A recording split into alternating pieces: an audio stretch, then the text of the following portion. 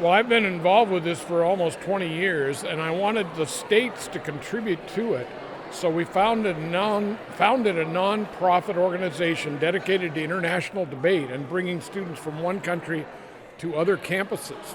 That non-profit sets up a tour of 6 or 7 different universities, all with major debate societies, and they have big events, and they travel from place to place, and Irish Times handles it in Ireland, and we handled it in the United States. It works very nicely. Discussing Ireland's position in Europe, whether or not we should stay neutral, whether we should have a connection to an army or not. I think it's probably one of a more pressing issue that a lot of people in Ireland don't understand is an issue at the moment, because everyone just sees Brexit and doesn't realise what that actually might mean for us. I'm very happy to be here to welcome you this evening to what I'm sure will be a most entertaining evening. I offer you a choice between comfort and discomfort, between satisfaction and grief, between Fine Gael and good old boys Fianna Fáil. We become a vassal beholden to other countries, more powerful countries, for our protection and ultimately subject to their whims. And it's neighbours alone, through obligation, or the state that we give you, that comes to the help of a stranger even when it doesn't have to.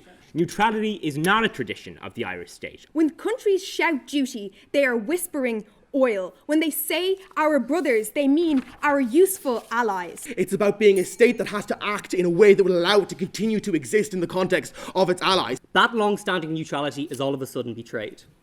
In turn, our domestic political landscape will change massively. Morning has broken, and we can't hear the tweets of the singing birds or of our Fit Fam Taoiseach. Maybe palatable in terms of economic policy, but it is unacceptable in terms of military policy. We are blind to who we are blind to the consequences of that, and we are blind to the world around us. As he peels off the lycra and the novelty socks, the phone rings. It's Europe. With a question. The Supreme Commander of our Defence Forces can turn to him and say, and Ireland will answer. Thank you. The runner-up individual is Aisling Kinsella from UCD Debate. The runner-up team is Harry Higgins and Rory O'Sullivan from TCD Phil. The winner of the individual prize is Kevin Roach from And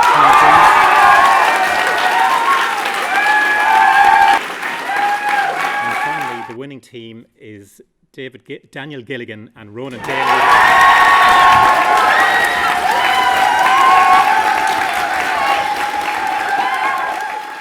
The Irish Times has been involved for 59 years, and I guess that says it all.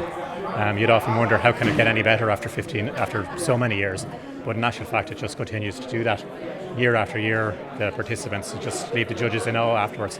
I think when you look back on the list of Irish Times speakers who've won over the decades, I think we've future talent in politics, business and general society. It's almost not real. We just, delighted. Yeah, it's such a wonderful competition. Of course, it goes throughout the whole year, and so then to finally then get the reward at the end, I suppose, despite all the odds, because some of the speakers in the final were absolutely sensational. Huge surprise.